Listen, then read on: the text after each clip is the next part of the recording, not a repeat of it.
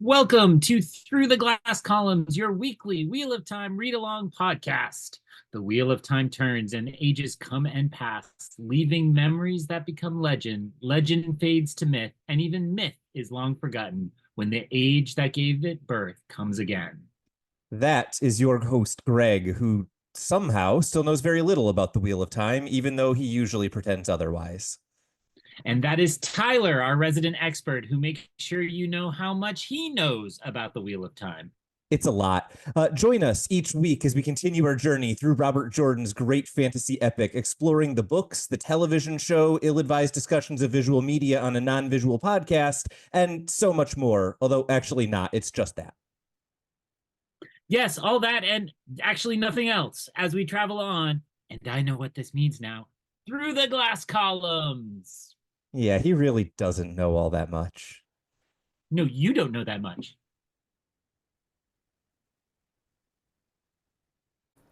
Hello, everyone, and welcome back to Through the Glass Columns, your weekly Wheel of Time read-along podcast. I, of course, am your host, Tylor, who does the introduction exactly the same every time that I introduce this podcast, and I am joined by Greg, who probably thinks I'm wasting my time doing things that you've already heard when I could be making a joke. Greg, what joke would you be making if you were introducing this right now?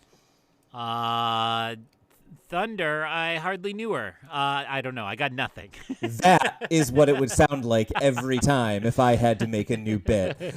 I will say, Greg, this is one of those weeks where I am more worried about how much we are going to talk than I am about whether this was a slow-moving roller coaster. I thought this was a pretty exciting week. How did you feel? Yeah, I mean, I am very curious to see how much we have to say because it feels like a lot of the summary is just kind of what happened, right? Like it's a plot heavy week that it was exciting. I think I'm looking forward to unpacking some thoughts on how Robert Jordan stages his kind of Lord of the Rings style big battle scene, and see what you liked and what you didn't like. But yeah, we got some good plot today, and it's exciting, and I'm looking forward to it. Yeah, so I don't think I have too much else to say in general because one of the oddities that we're going to run into here is so often things we want to say about the first chapter will bleed into the second a little bit. And so I'm worried a little too much about talking a lot in this intro because it could cause that issue over and over again. So I say we dive straight into chapter 43, This Place, This Day.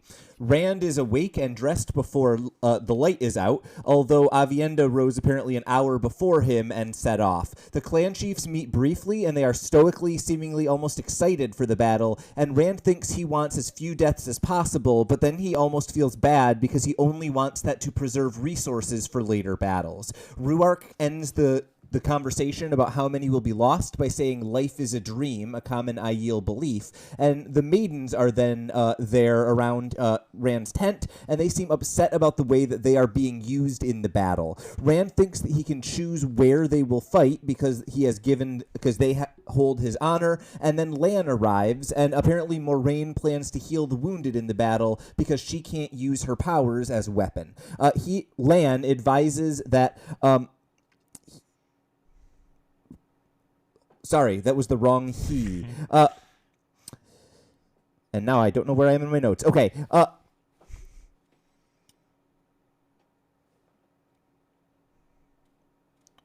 This is the worst this has ever gone. So at this point, Lan advises that Rand should do something with the Wise Ones and should make sure that he is kind of in conversation with them. They see him upset with some of his decisions, and then Rand asks why Lan is there. When Rand doesn't really give much of a committal, when Lan doesn't give much of a committal answer, he instead diverts with the question, "Why is Rand wearing a sword?" Rand says that Moraine has already asked this, but when Lan pushes, he says it is not fair to use the power against someone who cannot use it back against against him, and then Lan asks if he intends to kill Couladin himself. Rand says that he will not seek out Couladin, but Couladin may seek him out, and he seems to suggest that his Ta'veren nature will draw Couladin to him at some point, and he wants to be prepared for that confrontation. Lan says that he should not seek out any sort of conflict because he is too important, and Rand says he won't take risks, but he also cannot run when these opportunities present themselves. When Lan eventually leaves the tent, Rand follows, and there's a dense ring of maidens around the tent, as well as Avienda and Egwene. Sulin seems to be leading the Maidens of the Spear, and she says that they are there to escort Rand to the tower, and Egwene suggests that he can channel from the tower to turn the tide more effectively than he could at the front lines. He tries to ignore them and go to the front lines when the maidens begin chanting Fardares Mai carries the honor of the Karakarn, and eventually he accedes after Lan agrees with the maidens, and this seems to excite all of the maidens that they have gotten their way. When they arrive at the tower, Rand says he didn't expect Avienda to be able to channel in the battle because the wise ones never do, but apparently they allowed her to make the decision for herself, even though that is not typically their way.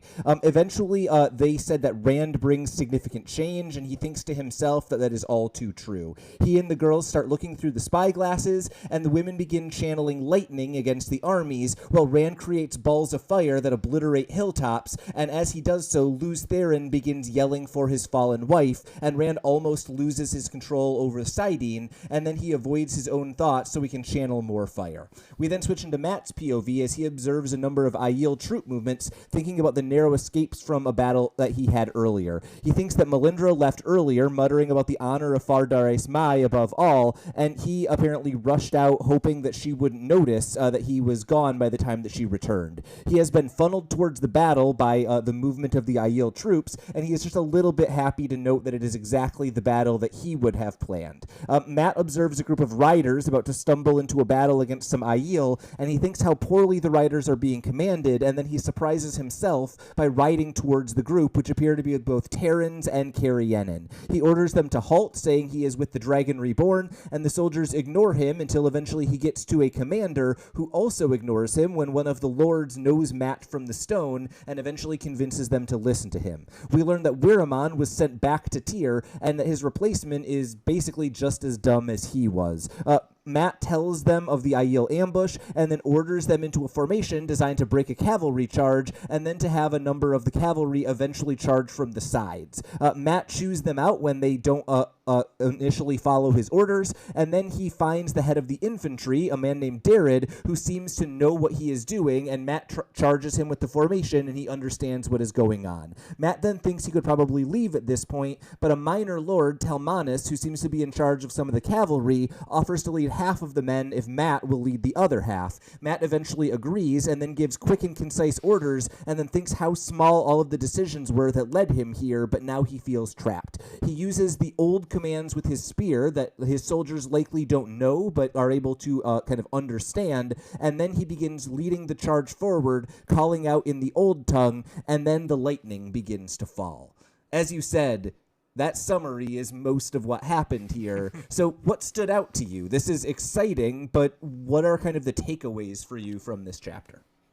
Well, it was funny because a good half of this passed and not much had happened. I was like, oh, we're getting delayed again. Like, it's this place this day, as in here we are getting dressed to go have this day. But that, of course, as your summary just made very obvious, fades away, and we do get some excitement here. So I guess I want to say broadly, it strikes me that Robert Jordan remains uninterested in like the beat by beat events of a battle. What came to mind most for me personally is The Hobbit, and I know we've made this comparison before, which the whole book kind of builds up to this battle of the five armies, and your POV character gets knocked out and skips it. Yeah. Peter Jackson decided to make 4 movies out of that battle instead, but the way it's supposed to go is kind of Bilbo gets knocked out and you just see the aftermath of the battle. And so with that comparison, this is not as extreme as that, but it was striking to me that it's like Rand is like really getting going and starting, and then we just kind of go away from him, and we don't necessarily get to see. And, when we came out of last week, I had predicted we would see, those events happen in order or not happen, but we would, be able to compare. And I will say I never found myself really sure about the kind of global, kind of state of the conflict, that I could tell these individual characters in these small moments, and maybe that's just a function of the point of view. Well, and I think that's something really interesting that Robert Jordan wants to do, probably in part because of his own experience in combat, right? He was a Vietnam vet, and so he probably has experienced battles from that perspective, having a kind of vague general understanding of what the overall objective is, but knowing exactly what is going on in the minute to minute for one small group of soldiers. And so that's why I really thought that the contrast between the Rand section in the chapter and the Matt worked so well, is because we both kind of get that eagle eye, spot the important places that Rand is able to do, but then also the nothing really matters except these 100 soldiers, because those are the ones keeping me alive that we get with Matt. And I think that kind of contrast is really effective. And as you say, Robert Jordan, it's not that he's uninterested in battle, it's that he's uninterested in the strategy of battle, right? He wants to hear about the planning process and then hear about how it plays out, but the actual, move the chess pieces on the board, who cares? It's the chess pieces that are interesting to Robert Jordan, I think. Yeah, I like that a lot, and we're getting the medieval version of what it looks like to have the commanders in HQ watching on satellite relay screens, right? Yeah. That you have Rand up in the tower seeing the larger scale, and then what the individual soldier Matt can see. What's interesting too is that is usually presented as a class difference in a lot of different literature or film, right? That these are the elites who are kept away. And there's a little taste of that here where Rand is essentially told you're too elite to be on the front lines. I guess, so this is back to the initial question of what surprised me here or what I wanted to talk about. I was surprised Rand went along with what other people had said, because it felt to me like prior to this, nobody got to tell Rand what to do. And he just is like, oh, they're chanting a lot, I'll do what they say, which honestly would probably work on me. If I assigned homework and then my whole class chanted at me, I'd be like, nope, never mind, go ahead. Yeah, you're not wrong. It turns out when you're outnumbered, it's a problem in classrooms. I need to acknowledge this. I will say that moment with the Maidens of the Spear chanting at Rand really worked for me because of a moment that we actually get later in the chapter with Melindra, right? Because the first time that you get it, what you kind of are hearing is the Maidens of the Spear are organized, they are resisting what Rand is doing, but we don't fully understand why, and then they start chanting about honor. But when Melindra is leaving Matt's tent at the beginning of the second section of the chapter, she specifically references the assignment that the maidens have been given in the battle, and we're able to piece together that what is going on is that Rand's initial plan was for him to dive deep into the dangerous part of the battle and leave all of the Maidens of the Spear to be guarding the tower where Aviendha and Egwene are. And so essentially he is saying, I can take on the risk, and the Maidens of the Spear cannot. And so I think that is part of what is making this more persuasive to Rand. It's not just that they are chanting, it's that they are chanting a very true statement at him. If we hold your honor, how is it that you are allowed to go and die in this conflict, but we are not? And it makes me like Rand as a leader because he wants to be on the front line, and also because he agrees eventually, right?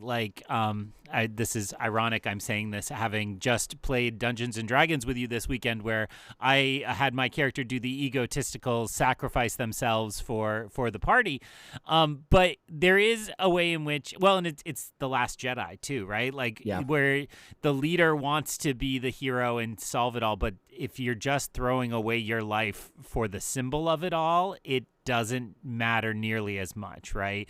Yeah. So I think Rand here makes what is actually the responsible choice, and also more of a leadership choice, which is good, and it shows growth, because hot-headed Rand, the guy who likes to fight in bars, would go. I mean, that wasn't exactly ever Rand's character, but that's who would run to the front line with his sword. And this is a really interesting piece of where Rand is kind of developing as a character and as a leader, because there are a couple of places in this chapter where Rand kind of logically thinks through situations and then is really hard on himself for being willing to make hard choices, right? I think what you are saying is that we are seeing Rand kind of the leader who is willing to take risks and wants to put himself on the front line, but at the same time, part of the reason he thinks about preserving the maidens is he thinks to himself he wants to do that so they're available for later battles. And so it's this interesting thing. You're right. I think he's losing kind of his hot-headedness. He is willing to turn away if it's the right decision, but he's doing it in a way that is also leaving him as kind of a colder, more calculating leader than I think I would have expected from Rand a couple of books ago. Yes, I like that thought, and just how present the kind of throughout this book, and here even in the moment, it's like, this is not the fight I need to be preparing for. This is small potatoes compared to what's ahead. So reserving the maidens, but also trying to preserve as much of his forces as he can to move forward. And I thought that Lan was an especially interesting kind of vehicle for that message, right? If anyone in this chapter teaches Rand the lesson he needs to be able to turn away from the front line, it's Lan in his tent right before he goes out to confront the maidens. And the conversation they have about kind of, will you seek out Couladin? Why are you carrying a sword? I found that to be a really interesting moment of Lan kind of not putting on his mentor hat, but asking the questions to try to let Rand figure it out himself. And eventually he does kind of get there with both Lan and the maiden's help. Great to have some Lan, as always. I'm a fan of Lan. But when he's there, it becomes all the more striking that Moiraine is not. And slight spoiler for those who read one chapter at a time, in terms of this battle, Moiraine is very not present, and that was probably my biggest surprise from these two chapters, is that we seemed to be building up to this really important moment. Moiraine is preparing to be gone and dead, it would seem. And it's like, if anything happened with her, it was off screen, and we got like references to what she wanted to happen or the healing she was doing, and not actually seeing it was very surprising to me. Yeah, and I think what's so interesting about Moiraine as a character here is that she is being sidelined in so many ways, right? In order to get Rand to listen at all, she has to not be in control and let him, basically dictate. And because of the 3 oaths, she is really constrained about what she can do in this conflict. And so figuring out, like, how do you do the most you can when you literally physically cannot use the one power as a weapon against a human, that is a real challenge for an Aes Sedai. And kind of seeing how much the 3 oaths have restricted her, I thought was the most interesting thing. Because as you say, we don't really get anything else about her in this entire battle. She's just off healing wounds, it seems, for the entire time. And I will throw it back to you with a question that will keep somewhat vague, but obviously the Moiraine we now have at the end of season 2 of the television show is so different than the Moiraine we get here. Like, is that just constantly running through your mind as you're watching the show? Like, how do they do X? How do they do Y down the line? Because it seems like of the characters, she's on the most divergent path from where we see this character.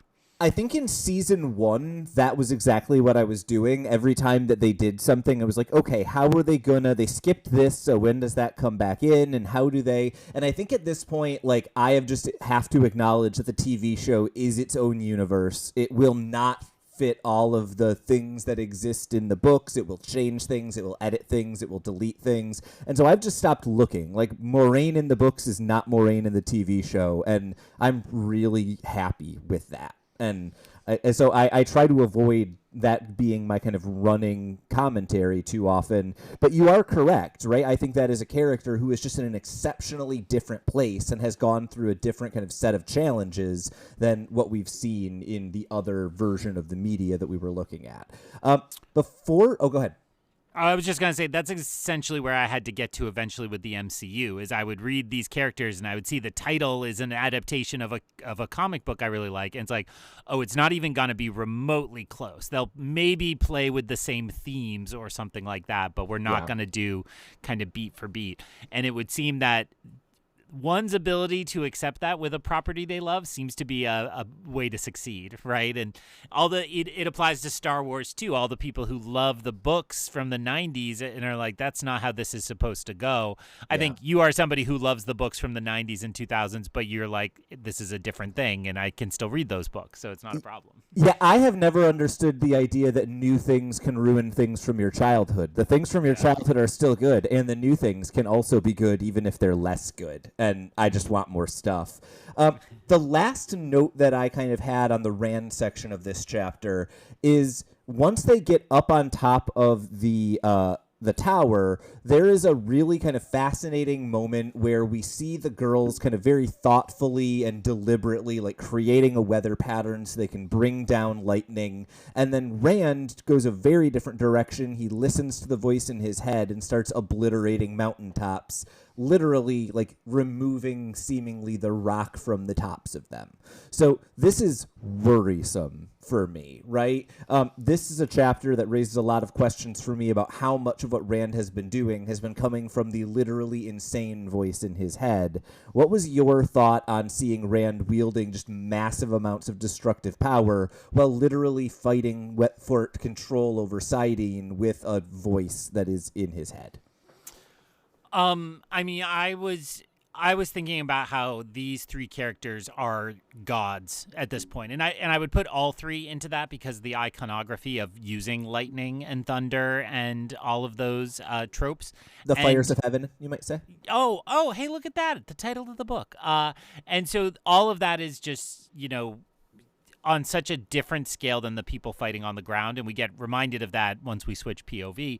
But particularly, as listeners know at this point, I'm really big. I'm struggling.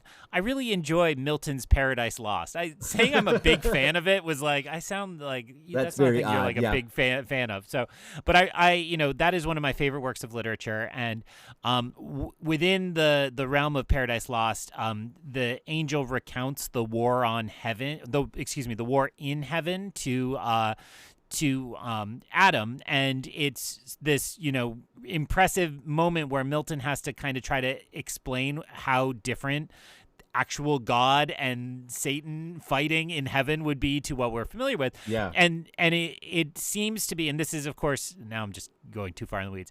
Milton is very much influenced by his experiences in the English Civil War, so he's seen the futility of war and so on. Okay, yeah. And so he has to stretch it to its extremities and its silliness. And so the angels just start throwing mountains at each other, like literally like, oh, I can just throw a mountain. And it felt like Rand was being pushed to that level here. It's like nothing at all matters. I can just like snap. And I kept picturing Solo when the coaxium blows up and it just takes like a giant circle just out of a mountain.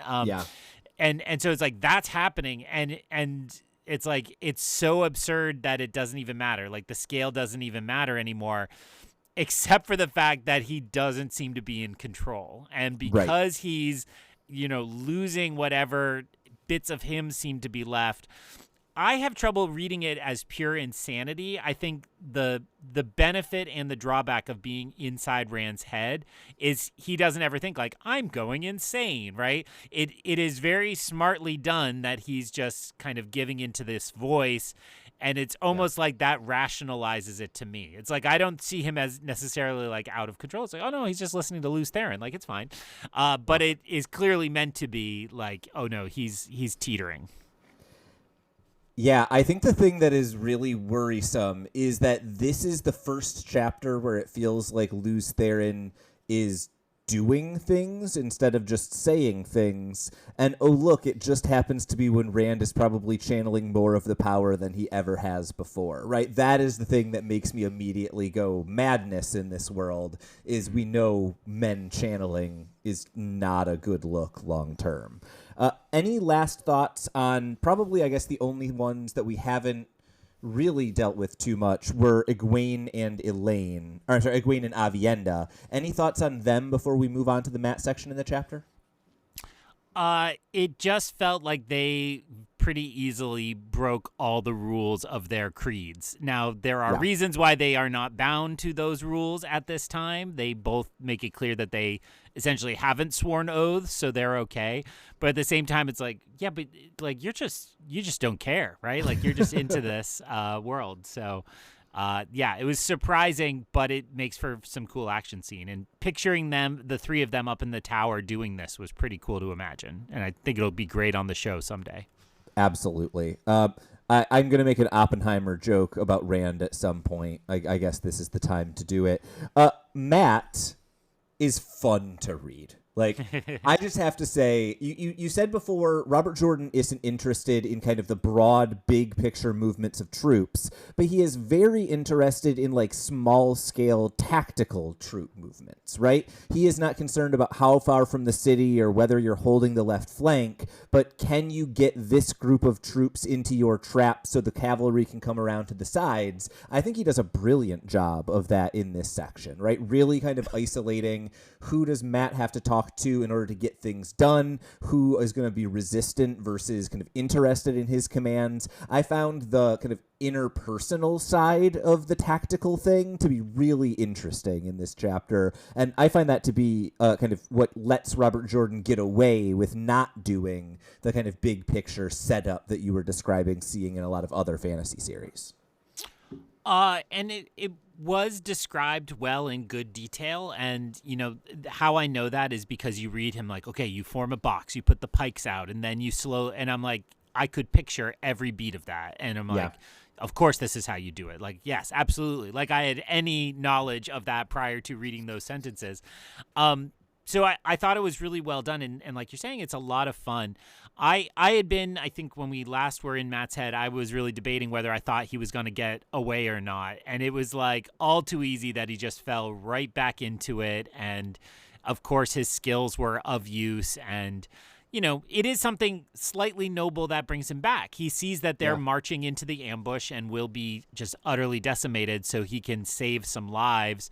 I do think that very quickly turns into, well, I saved the lives of the obedient ones, and the ones who are arrogant jerks died, and that's great.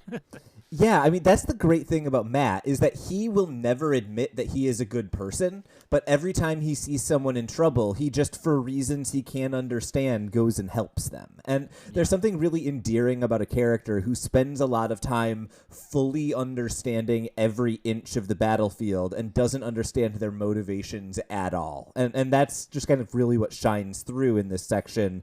The other thing that really worked for me is kind of Matt encountering all of these different leaders and minor lords and immediately sizing up which ones were competent and which ones were blustering and which ones was he kind of willing to put his trust in. And two names kind of stood out among this, right? Obviously, you mentioned, the leader who is just, kind of a doof. I immediately write him off as he's going to get killed in this battle soon. But the two names that immediately come to mind are Darred, who is the head of the infantry, and Matt sees him and immediately thinks like he knows what he is doing. I will put my faith in him. And then the other is this minor lord Talmanis, who seems to kind of be willing to put his trust into Matt almost immediately, but makes Matt kind of commit to being in the lead before he will do so himself. And that's kind of the moment where it seems like Matt is kind of fully, to grab a gambling metaphor because it's him, he's pot committed at that point. So I'm curious whether either of those characters stood out to you, or what you thought about kind of the Matt navigating the interpersonal relationships of this group kind of with no background. Well, what was very funny to me is this kind of, I was glad you confirmed it in your summary. It's like it happened off screen that they fired the other guy, right? Like he was kind of a tool in that other meeting, but seemed like he was going to be somebody that Rand had to deal with. And then it's like, it's very much Poochie got called back to his home planet and he's just gone. I have to imagine we'll see him or his screw ups come back into the narrative at some point. So that was surprising for one. And then, I'm already going to mess it up. Talmanis, yeah. Talmanis. sounds so much like Telemachus, which is an important character in the Odyssey. That would be Odysseus's son, who if you were meant to suffer through the Odyssey at some point, you're shocked that like for the first 4 books it's just about Telemachus. It's called the Telemachiad, and it's all about kind of Odysseus' son basically learning what it means to be a good son by hearing the stories of all these other lords. And so to me that stood out as like, oh, this is somebody who's going to be learning from Matt, like an apprentice or like a second in command that will be going forward with him. So he stood out more than Jared. Yeah. I love that reading, and I think that's probably at least part of where the origin of Telmanus' name is coming from. It is worth noting Telmanus is significantly older than Matt, which is wonderful for that kind of like son-mentee sort of figure. And I think you're exactly right to kind of put that on him. They seem to have a very kind of immediate, tight reaction. Their handshake was one of the moments that I don't think matters that much, but I remember it when I'm kind of thinking about this chapter afterwards. There was kind of another interesting moment that I really liked of Matt kind of figuring out which of the Terran are going to follow his orders and which of the Terran he needs to kind of push around and threaten. And there's a really fun moment where he kind of invokes the name of the Dragon Reborn and gets immediate pushback until someone kind of like leans in and is like, oh, hey, that's the dragon's best friend. And I just found that to be, if not laugh out loud funny, at least like type LOL on your phone, even though you haven't laughed out loud funny. It worked for me as a moment. I'm scraping the bottom of the barrel a little bit. There's not a lot to say about this battle.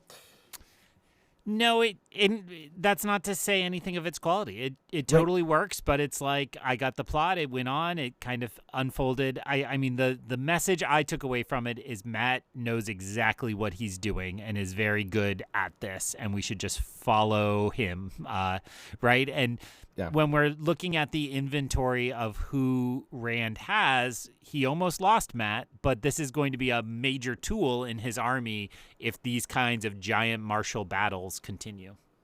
Yeah, absolutely. And I think that the end of the chapter does a really great job of reminding us why is he so competent? Because he has these ancient memories. And Matt kind of accidentally slipping into the old tongue a couple of times, I thought was kind of the perfect capper to this chapter, where Matt is no longer thinking about his memories, but he is very clearly using them over and over and over again.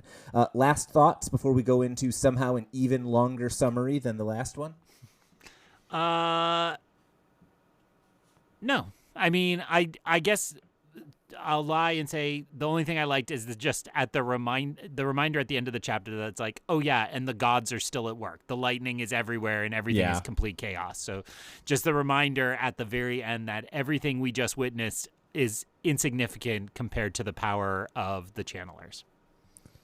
Chapter 44, The Lesser Sadness. Rand channels, feeling physical exhaustion. He feels that kind of the madness is affecting him even more powerfully in his exhaustion, and the girls are apparently rotating at this point to save energy. Rand still doesn't trust Asmodean enough for him to be willing to rotate with him, and Rand observes the battle, thinking that he has not seen the Western forces, those from Tyr and Cairhien, in quite some time. He watches a number of Aiel battling to get into the city, and he channels lightning to break the Aiel charge, thinking he is likely killing many of his own fighters, but it's worth it to prevent the Aiel from getting into the city. Eventually, he is able to cause them to fall back, and at this point, he feels someone channeling with Saidin, thinking it must be Asmodean, until lightning hits the base of the tower he is standing in, causing it to collapse. Rand is able to prevent the girls from immediately having something collapse on them, but he eventually falls unconscious. He regains consciousness shortly later to Aviendha telling him he must survive, and then correcting it, saying for Elaine, and then Rand assures her that he doesn't intend to die, and he then takes some time to assess his injuries and realize he is pretty beat up, and the old wound on his side has once again reopened. He stands to see Sulin being bandaged and many of the Maidens of the Spear either dead or severely burned. He recognizes one of the dead, Jolien, as a maiden who was with him all the way back in the Stone of Tyr. He reads the lingering energy and concludes that Samael was behind the attack against him, and then Egwene has to physically stop him from trying to charge after Samael, pointing out that there is a reason the Forsaken waited until Rand was exhausted. A messenger then arrives saying that the approaching clans seem to be converging into one force, and Rand worries that if they work together against him, this would significantly impact his plans. He then gives what are seemingly obvious orders, surprising the Aiel, who is not used to hearing orders of things that they already know. Rand calls for his horse to get closer to the city, since he no longer has the ability to channel on the tower, and he observes both Aviendha and Egwene get on their horse, thinking they are still useful even though they are injured. Then they mount, and everyone seems pretty severely hurt, but Rand seizes Saidin, thinking that he has a job to do and he will not be surprised again.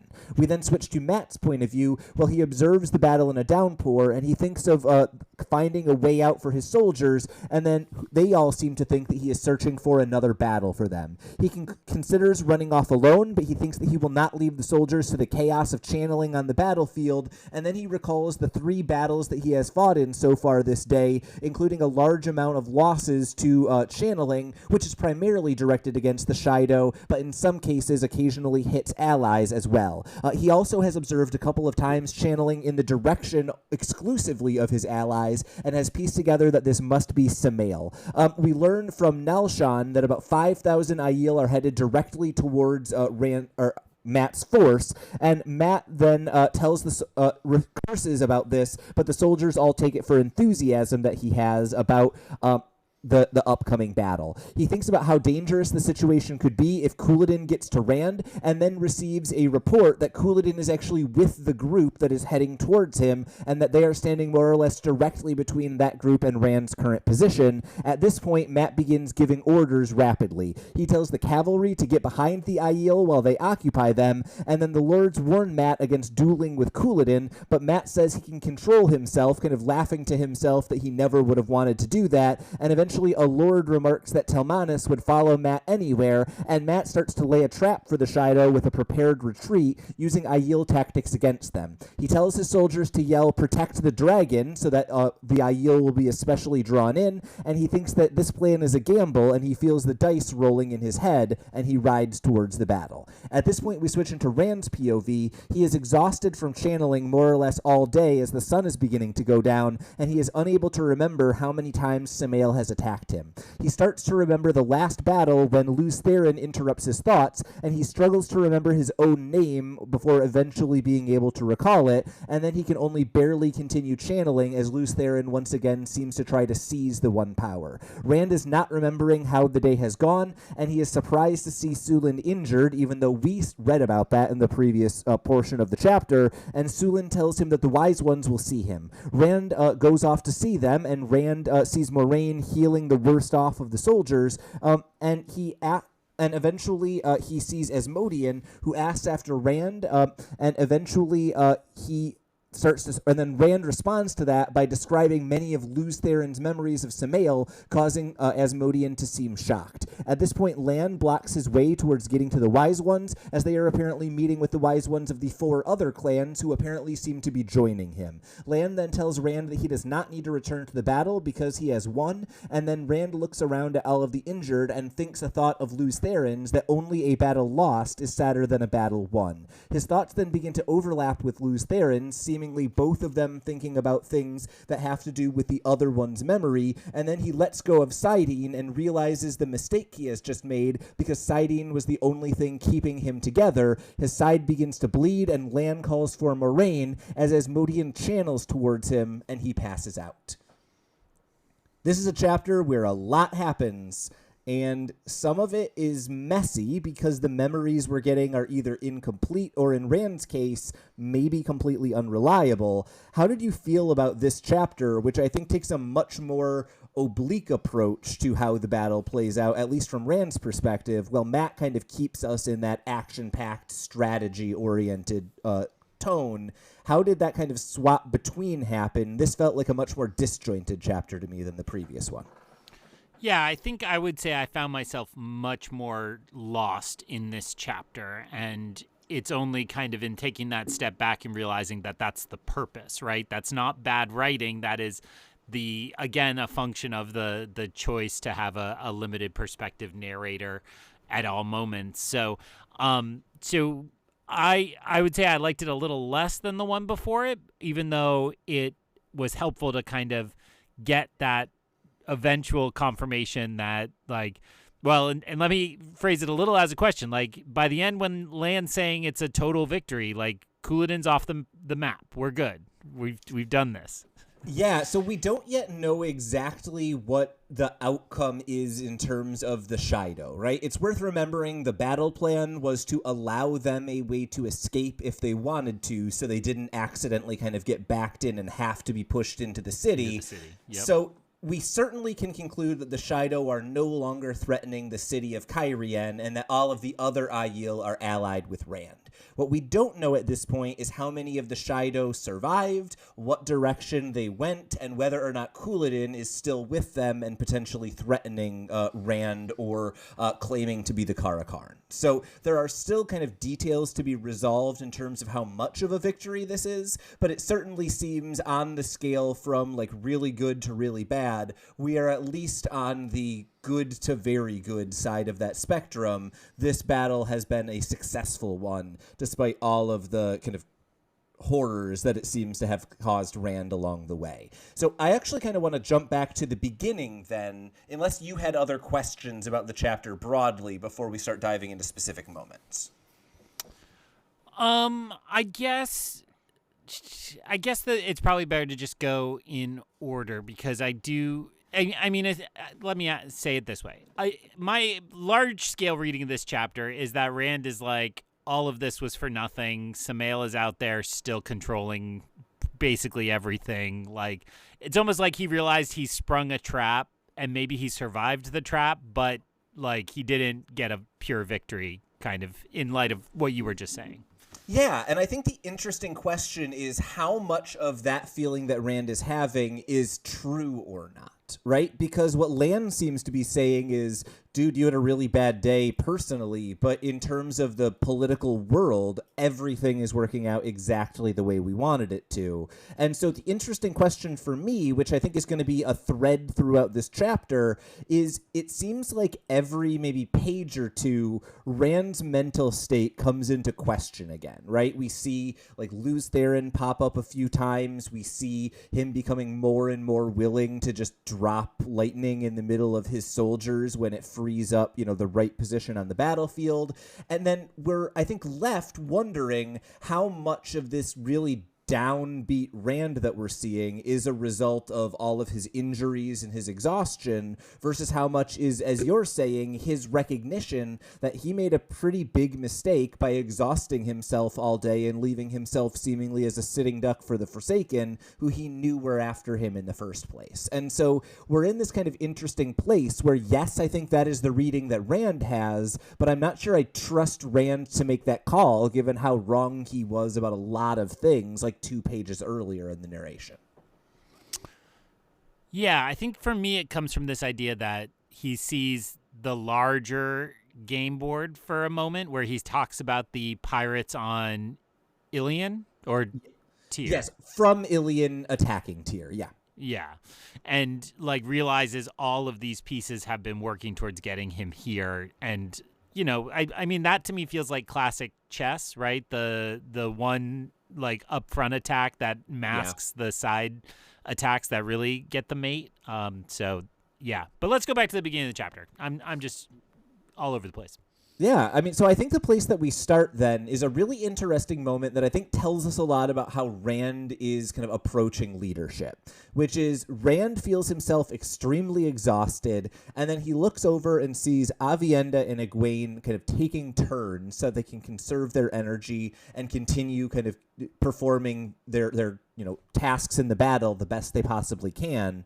Rand's response to this is first to think maybe I could do that with Asmodean, but I don't trust him enough, and then to just push himself to continue channeling on his own as much as possible. And I think that says a lot about Rand, that he doesn't look at these two extremely powerful channelers dominating the battlefield and think, why don't I rotate with them and then we could all do more? And instead he thinks, I need to be doing as much as both of these women combined. I think that kind of puts us in where Rand's headspace is, especially in the context, as you were saying, Rand wanted to risk himself much more at the beginning of the previous chapter, and it was only the intervention by the maidens that caused that not to be the case. So I find this to be really interesting to see that Rand's downfall here is almost his unwillingness to let anyone else take over at something that he can do himself. And isn't that just what we were complimenting on him a little bit kind of before? I mean, we were back and forth on which was the right choice, but it seems like these are related, right? Yeah. And so that's great, right? That's good drama. The character makes the best choice possible, but it still is the wrong choice. So I'm actually really, this thought just came to me. I think The Fires of Heaven is the Wheel of Time book that is about taking on too much, right? If we think about what are the main plot lines of this book, it is Nynaeve taking responsibility for a bunch of things that were not really hers, and Rand refusing to let anyone else take responsibility in this battle. And I think that kind of parallel between those two characters, one, tells us a lot about people from the two rivers, but two, I think is a really good way of framing kind of Rand's dilemma in this chapter. He is kind of repeatedly being pushed to be a better leader and, be victorious as much as possible, but it seems like the way that he might actually get there is by kind of letting go of the reins a bit, and I don't think he's learned that lesson. Yeah.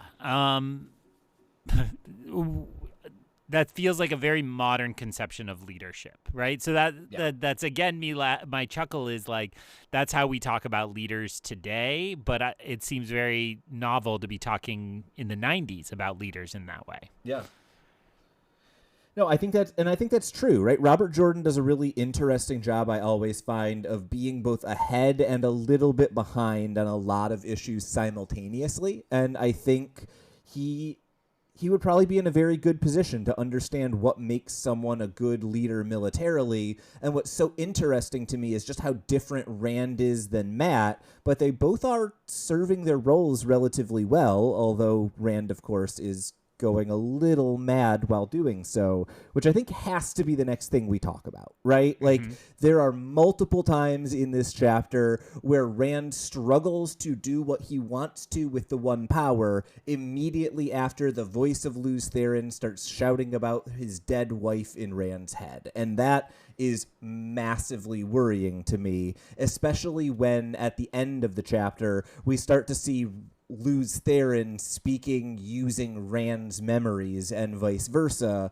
That is where I really start to wonder, how much did a solid day of channeling do to Rand? Because if this is truly madness as we've understood it, Rand probably channeled more in the past 12 hours than he maybe had the rest of his life combined. I found myself thinking again of Harry Potter in kind of a random way, but spoilers for all of Harry Potter. But when Voldemort is creating the Horcruxes, he gets to the point where he starts essentially shredding apart his soul and doesn't realize it anymore. And that to me felt, that kind of metaphor of shredding apart your sanity felt like what Rand is doing. He's kind of stretching himself to such an extreme that the gaps and the seams are opening up, and Lews Therin is pouring right out of it directly. Yeah, and I think then the question becomes, so far we have been seeing Lews Therin as kind of an interestingly positive force, right? Rand, I think, I forget if it was in this chapter or the previous one, he notes that at this point he's having a hard time remembering what he's learned from Asmodean, what he's learned from Lews Therin, and what he's learned from Moraine. They're all kind of, he's getting the fire hose from all of them in terms of knowledge. The really fascinating thing then is this is the first chapter where we're starting to see really negative consequences in ways that are scary, right? When Rand gets attacked by Samael and struggles to regain the one power because Lews Therin is seemingly grabbing for it too, eek, right? That could be very bad if it happens at the wrong time. Yeah, just a classic cock block, right? Is what Lewis Theron is there. But I do. I mean, I. It's funny because while you're saying this, I'm like, I understood all these events as I read it, and I saw them. But there's some reason for me that it didn't feel so dangerous, and I don't know that I can articulate why that is. I think what it comes down to is I somewhere deeply trust Luz Theron kind of as much as Rand. I think the book has trained me that these two are sharing the same identity. So I don't know if that is a misread or a correct reading, but it's like, well, okay, if Luz Theron takes over, it'll be fine. Like, he has his reasons, but I don't know that that's warranted or earned outside of just like, that's my gut when I'm reading it. I will note that the only time that we have actually ever been in Luz Theron's POV, it was when he was standing over the bodies of his entire family. So that's a guy you should trust. I mean, his family was a bunch of jerks. Like, why is that notable? Come on, yeah, valid. Once Samael attacks, Rand is heroic. He somehow grabs 2 full-grown women under one arm, according to the description, and manages to keep them safe. And then once he wakes up from being unconscious, we get 2 really interesting moments, right? One is Avienda's kind of speech to him as she's trying to get him to wake up, where it is very clear that she is both asking him to survive for her and also asking him to survive so that it doesn't complicate her relationship with Elaine, which is just kind of fun.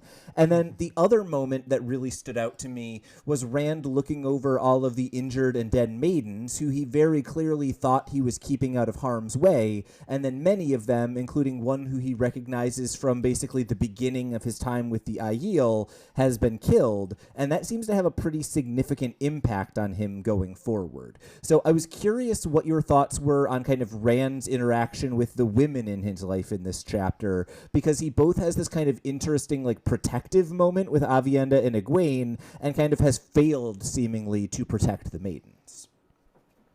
Well, and particularly with Avienda, it's like we also had I guess it was the beginning of the first chapter tonight, where it's like we were up all night enjoying each other. Whoa, with what?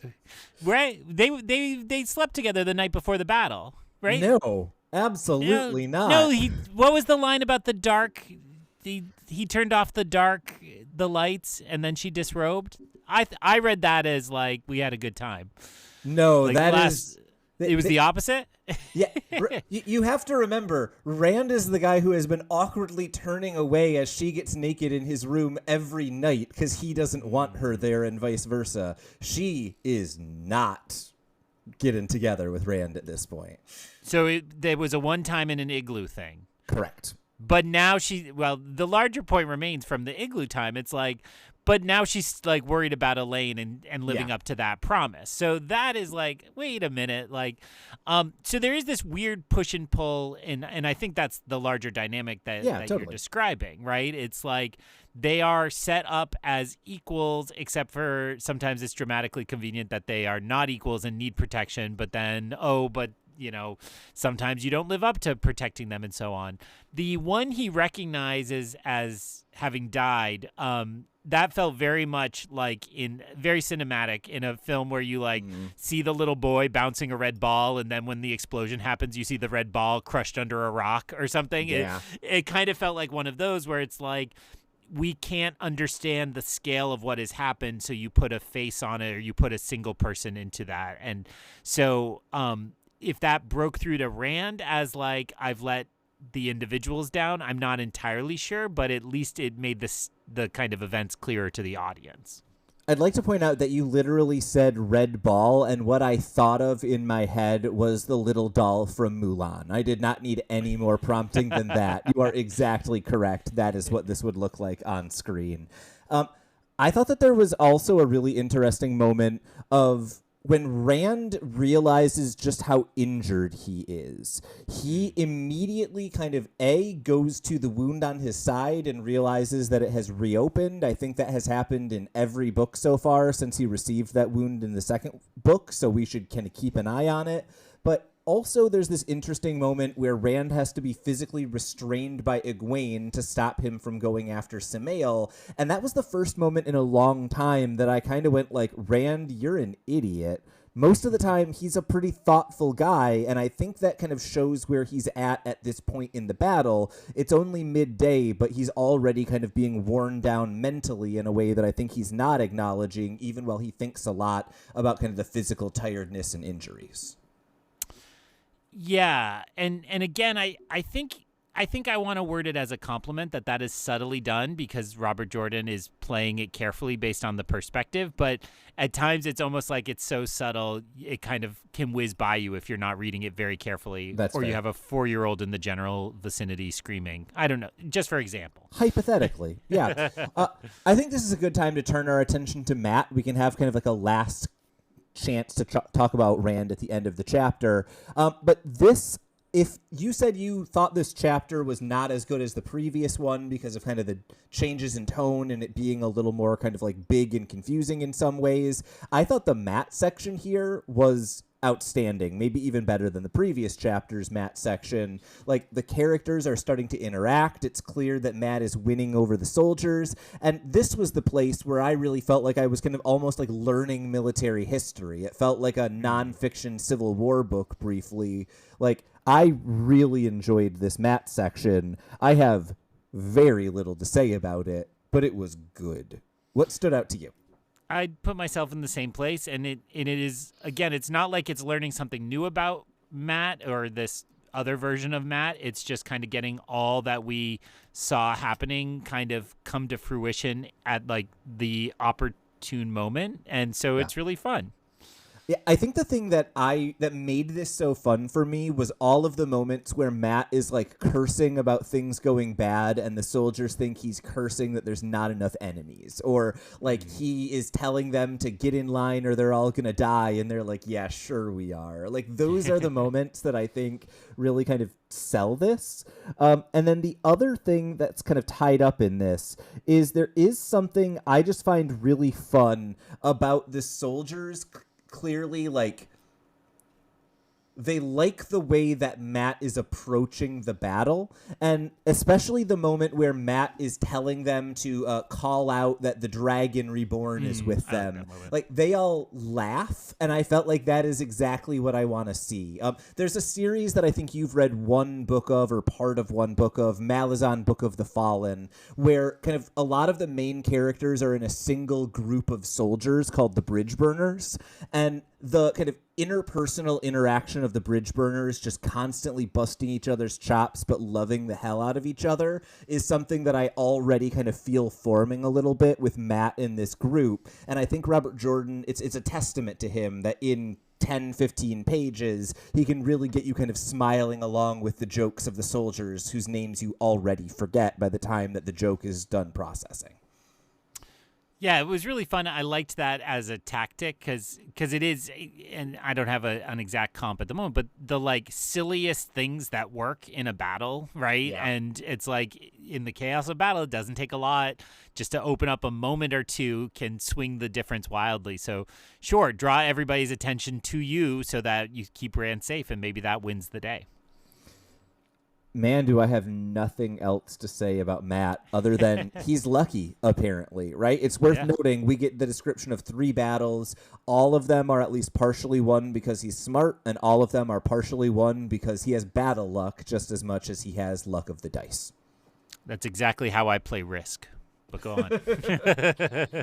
I guess then what we're left with is we get a really interesting last section with Rand where he is slipping, right? It seems that he is no longer able to keep Lews Therin's thoughts out of his speaking. It is clear that Lews Therin is now referencing his memories in a way that had not happened prior to this.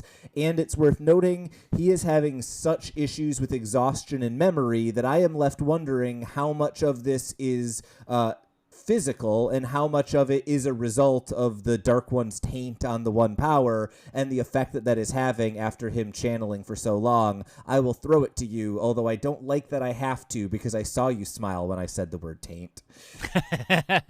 I know, it's just like logging. Yep, what can I do? Yeah, I mean, I think this is where the chapter earned its title for me, right? Like it's yes, there'd been a lot of death and destruction, but I don't know that we'd really seen the cost until we see just how much this took out of Rand. And really, if this small side battle took out this much, how worried we should be for him for the battles to come. I think we have 10 books till the final battle, but, he's going to need to do some training, and he's going to, have to resolve these issues of his own sanity. Yeah, and so I think where we're left is right, this is an interesting ending to this chapter because it is simultaneously Rand is getting everything he wants and he is at maybe the lowest point he's been in quite some time. I'm kind of left wondering how much of this book is now about the personal toll on Rand as opposed to, I think I was expecting it to be the big political, we have resolved a major conflict. It seems like in doing so, the personal side of thing is really welling up. I'm curious, where do you see this going? This battle is now done with, 200-ish pages left. Where do you expect kind of Rand's path to go the rest of this book? Yeah, I mean, I think you just saw me in the video picking out my book to check that. So next week's reading brings us barely into the final 200 pages, which is about when you'd expect the big battle to be taking place based on the precedent of these other books. So it's like we've gotten that out of the way to what happens now, right? What could happen. And we obviously have some other plot lines that will get serviced, one would assume, but it feels like, we have to see more of these after effects, and maybe we'll see some of those question marks around Moraine answered, or if there was a cost, again, we saw that Aviendha and Egwene kind of went along with Rand, seemingly with everybody agreeing. The Wise Ones kind of gave their tacit, approval, but it wasn't clear that they liked it. So I think we might see some personal results or personal effects happening in a few different characters and presumably heading us into another book's worth of plot. But it is happening just earlier than I would have expected it. And we're kind of left then with one really interesting, tantalizing something at the end of this chapter, which is as Rand begins to pass out, he notices that Asmodean is channeling at him. And so I'm kind of curious, what is your take on that as kind of our lingering mystery at the end of the chapter? Do you think Asmodean is in some way behind Rand's exhaustion? Do you think he is trying to help? What do you make of that kind of last moment right before fade to black? I noted the ambiguity in my reading of it, but at the same time, I personally just felt like, he's just, in D&D we call it he's binding the wounds, right? He's stabilizing Rand so he doesn't really fall.